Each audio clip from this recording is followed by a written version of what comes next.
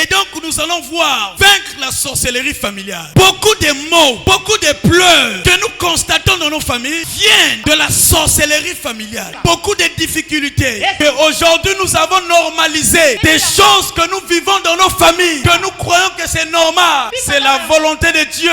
Dieu l'a permis. Dieu a laissé que ça se passe. Mais j'aimerais dire à quelqu'un ce soir, la mort qui tourne dans ta famille n'est pas la volonté de Dieu. N'est pas la volonté de Dieu. Et je suis en train de prophétiser que la mort prématurée s'arrête dans ta famille au nom de... Comme vous voyez, c'est ce que la Bible vient de citer. Dont l'enfant se révolte contre son père, dont la belle-fille se révolte contre sa belle-mère, c'est l'œuvre de la sorcellerie. Voilà pourquoi je disais, la sorcellerie familiale est une réalité spirituelle que nous ne devons pas ignorer. Quelqu'un comprend de quoi je parle? Souvent la sorcellerie, ce sont des manipulations exercées par nos proches. Ta mère, ton père, ton grand-père, ta grand-mère, ta tante, tout autour. Gloire à Dieu! Chaque mot dans la vie, chaque difficulté, chaque œuvre satanique dans la vie, le Seigneur a trouvé un moyen de résoudre ces problèmes. Donc, chaque maladie a un médicament, la sorcellerie aussi a un médicament. Et ce soir, nous allons appliquer le médicament contre la sorcellerie. Quiconque est sous l'emprise de la sorcellerie, quiconque est malade, et la source de sa maladie c'est la sorcellerie. Ce soir, tu seras libéré. J'ai dit ce soir, tu seras libéré. Galates 3, le verset 1.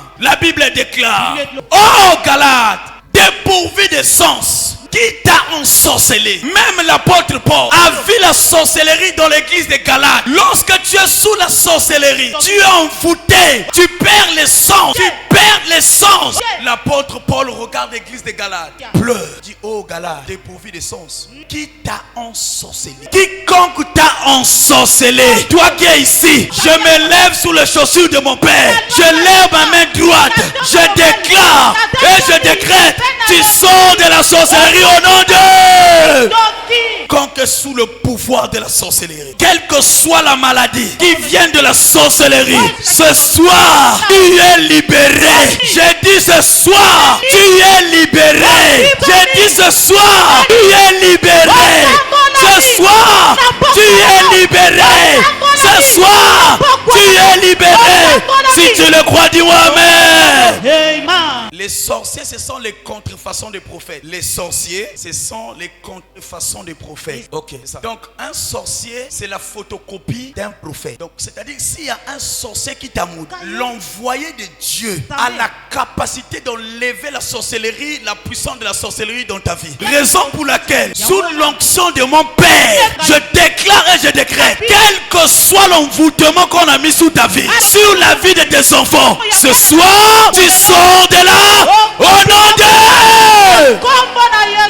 oh Galates, dépourvu de sens, qui t'a ensorcelé? Et la Bible déclare: tu ne laisserais pas vivre la sorcière. Alors cette nuit-là, quiconque est le sorcier derrière ton combat tombera sous son pouvoir. Oh, ta manière de dire amen ne me convainc pas.